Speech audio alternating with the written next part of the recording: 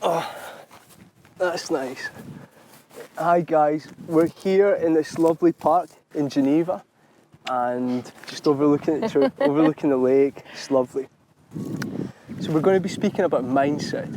So mindset really is all you've got. And well, maybe you've got other things, but it's your greatest tool. And so we're going to really speak about why mindset is your greatest tool. And I've worked a little bit on mindset at work, but much more interestingly than what psychology has to say, than academia has to say, let's hear what lovely Elizabeth has to say. And so you seem to me to have a fantastic mindset. So maybe it'd be good for the viewers to say, like, what do you think mindset is? What is mindset? Whoa, that's a very difficult question. So we don't know what mindset is, but we will still speak about it. So you said it's like your way of approaching things, your way of seeing things. I think in life you have certain things that you can choose and others you can't. What you can is like how you react to things. Exactly. So you can choose how you react to things, which is actually, I've always had a passion for philosophy, and there's a few philosophies that have this approach. Stoicism have that approach, the Stoics have this approach, but let's not go too into philosophy. One thing that I wanted to say to you, and that I sort of mentioned, and like I really want to tell people at home, is that there's I think it's my favourite paper ever made in academia, my favourite scientific study, and they showed very, very simply, it was some people, Levy and colleagues, in 2002, so 20 years ago, they showed that your mindset, how you approach getting old, so your mindset towards getting old is more indicative of your longevity than alcohol, cigarettes and drugs. I'll repeat that. So the mindset that you have, so the way you approach getting older, if it like makes you sad or if you just accept it, that will be more indicative, predictive of how many years you will live, more than things that are phenomenally famous for shortening your life, like cigarettes, alcohol and drugs. That's unbelievable. Yeah, because... You're not blown away by this. You're not blown away by it. No, I truly believe that. I didn't know it was like Levy, or you mentioned his name, I'm sorry. Yeah, Levy. But yeah, I believe like positive mindset will get you anywhere. You can see just, why do I believe in that? Because my levels of energy differ if I'm very positive, as if I'm like negative and sad, I'll be like, But if I'm like, okay, let's do it, I believe in myself, I see the change like in my energy levels.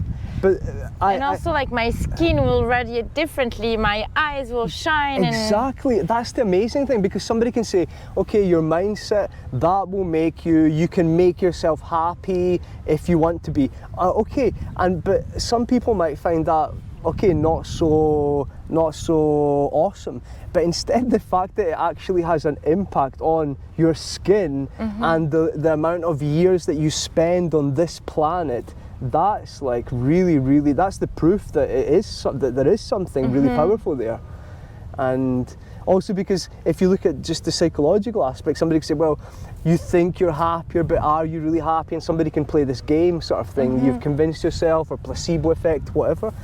Instead, like it's more difficult to criticize something like mindset when the people with a great mindset are living longer and they've got better skin and all this like. But I think that, like, I'm not a biologist, so I'm not sure like I got it right, but I think when you laugh, you're like, for example, your body will release like certain like I think serotonin, oxytocin, endorphins, stuff like that are good for your body. As like when you like sad or angry, maybe like you have like, or when you're stressed, and like it releases cortisol, and it's really bad for your body. True. And like, I don't know if it's relevant, but like I did a really cool like yoga retreat in the middle of the jungle in Nepal. No, and like I'm so jealous. We had like don't say that.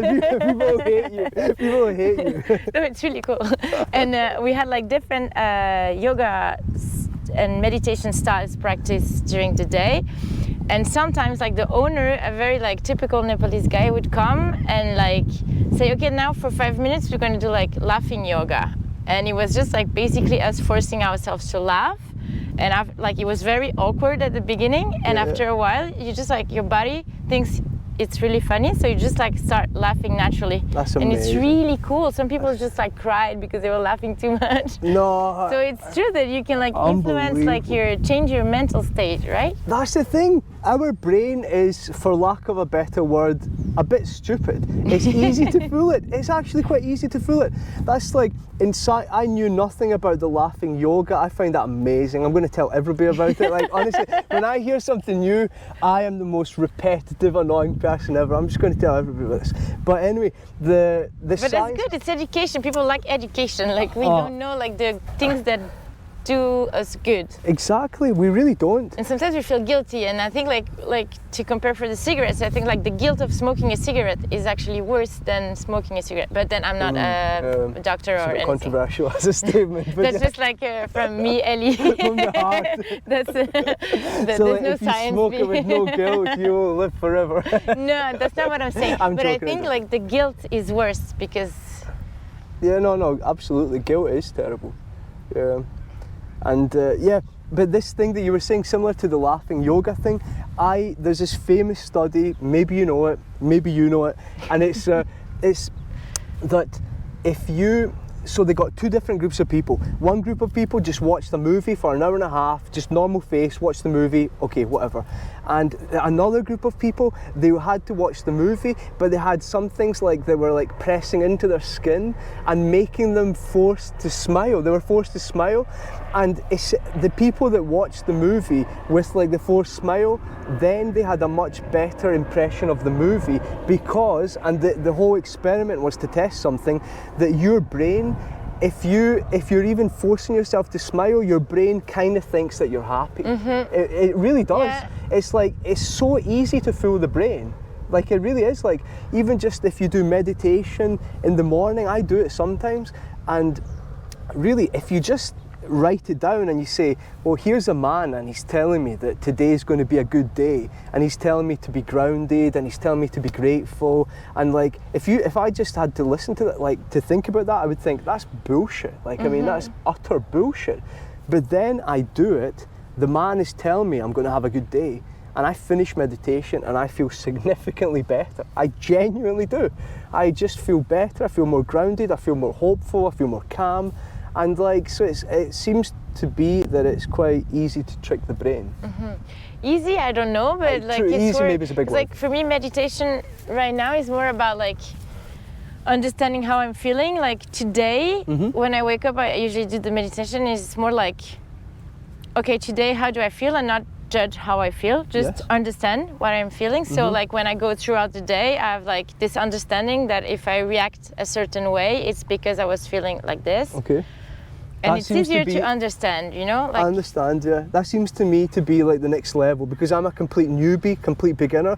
So mine is just like breathing exercises and this. I'm not sure there's levels. I think everybody's different, no? Like that's my own technique because it's me and it works for me. It's true. But the thing, I've tried to do meditation before, and the thing about really not judging the thoughts coming into your brain and stuff, like I understand. It's hard. I still judge them sometimes, huh, right? It's like a sport, No, but it's true. Like it's hard. And it's like people go and meditate once, like for 5 minutes, and it's like it's too hard. I'm like, yeah, when you start running, it's hard also. Absolutely. Like it's a muscle, you need to train it. No, really. And even I like tend to do it every day. It's all like some days it's really hard, and I'm just like, okay.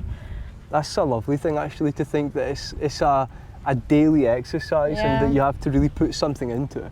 And probably there's just so many people that are they don't put any effort into this, and they just somehow expect to, I don't even know if they expect, but they just like, you're not going to have a great mindset and you're not going to have great ideas if you just like don't dedicate any effort to it. But I think everybody's different. Everybody, like the mind and the human being, we're so complex that you need to find what works for you. Absolutely. Because like now it's like the big trend of like meditation and stuff, but maybe it doesn't work. I don't know. Like for me, it works, so I'm okay. But maybe for some people, it would be like running or just swimming or. But I mean, whatever it is that really that has an impact on your mindset, there will be something that has an impact on your mindset, whether it is meditation, whether it is running, whether it's spending time with people that you love. and then it's just about you finding these things and then just like putting a bit of effort, just like homework, just doing these things.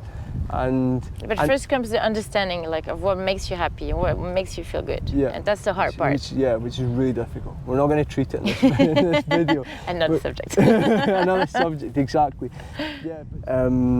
So that's cool. So, do you think you have a solid mindset, like a good mindset? I don't know. I try to have like it's like daily work. I think I've always been like an optimistic person. Yeah. But I always like give my best, try my best. I do self-development like since like a few years. And that's specifically to try and create a mindset that you want, is that? I don't know, like I started to do therapy a few years back because I was like, okay, maybe I cannot do it on my own, so I need like external like help. Yeah. I really helped. Then I discovered there's also like alternative therapies are like great also. Everything is just like tools to help you understand who you are. Well, for me, who I am. Yes. I also meditate, I do sports. I try to stay positive, and I feel like my vision of life is that it's kind of a game or a school where like you learn from like the bad times, and the good times you just like enjoy and you ride, right? If something bad happens, like I could either like be like, oh, it's okay, and try to focus and learn from it, or I could be like, no, this is awful, when it's like not really awful. Like I'm from Switzerland, like it's of not course. good. No, it's so true. But yeah. But do you think that some of these things, because somebody could say, well, just there's some people that are just like born happy and some people that are just like a bit more miserable, but it definitely, there will be a part of that that's innate, how you're born, but as you said, and I firmly believe that as well, that there will be a whole chunk of stuff that it's up to you that you can work on. Yeah, definitely. I have my fair share of problems. I had like also like troubles like everybody, but like I don't know, like after spending a year and a half in Brazil, like I can say for a fact that like I was in Bahia, so it's like in the tropics, very poor region. Like he gets most of his money from the tourists. They're so happy, and I think it's because they're very like, well, grateful. Like they just like don't focus on what they don't have, they focus on what they have, and that's what makes them happy. Nice. And do you think you learned from them as well? Yeah. Yeah? Yeah, because I don't know, like in our society, I don't know if it's because it's Europe or if it's Switzerland or it's because it's a town or whatever, it will more like prone to compare yourself to others and be like, oh, that person has that. Like I would be so much cooler if I had it, and then be sad because you don't have it. But like, no. That's so interesting actually. But suffice to say that mindset seems to be a really, really important thing. And the people with a great mindset, you see them, as you said, they're like happy people, like good skin, and like science says, they're going to live longer, which I mean, I think we all want to spend as much time as possible in this. In good conditions, yeah. Yeah, in good and I think conditions. like athletes are like a great example. They all have like psychologists following them, right? Because like the mindset is important. It's true, yeah. And you need to connect like your mindset and like how your body works. Yeah. Because your body is like, you cannot like train properly like all the time, like all the same. So you need to integrate like some, I don't know, some mindfulness to your training. Yeah, I think. I'm not an athlete, but no, it's true. Most top athletes have like this mindset training. Also, like when you go into like a competition that is so stressful, for example, the Olympics, when you know like the whole world is watching you, you need to have like something, like some kind of mental training to be able like to resist the stress, right? Or like use the stress for your own good. Like one of the, you're gonna hate me saying this, and this will probably be the last thing, but like because you're Swiss, you're Swiss, and one of my favorite tennis player is Novak Djokovic. I've always loved him since I was a little boy. Don't know if you know anything about tennis. Okay, really. I know, but I don't watch it. But this guy here, he played in Wimbledon, and I remember him. He played against the Swiss guy Federer. He played against Federer, and everybody in London loves Federer so much. He's like the homeboy almost. And so Novak Djokovic knew that he was going to be just the underdog and like booed by everybody, and he had gone through this rigorous mental training that every time that people would say boo this. He was thinking in his head, they're saying like, yay, go this. Like, unbelievable. He said he really, really believed that. He believed that every single time he heard all this kind of negativity towards him starting to serve, it was all just like, go Djokovic, go Djokovic. That's so cool. I know. And like, and as I said, maybe when I say it's easy to trick the brain, I don't know if it's easy to trick the brain, but it can be done. Yeah, it can be done. Yeah. I like to think it's sometimes it's like a machine, like a computer that you can like rewire for your own good. Yeah, And I think like growing up, society kind of like wired it in a way. Yeah. And it's up to us to like undo that and make it like for our own good. Absolutely. I think on that note, that's that's everything on mindset. So yeah, I hope you learned something. I'm sure you did. Really smart people at home, really smart people. I learned something, and I hope you learned something really? too. Yes. Yeah. The Levy thing. Or yeah. No, the other one with the smile. Yeah, I liked it. And the Novak. And the Novak Djokovic thing. Yeah. It's fantastic. It's great. Thanks a lot. Thank you. Very interesting Thank conversation. You.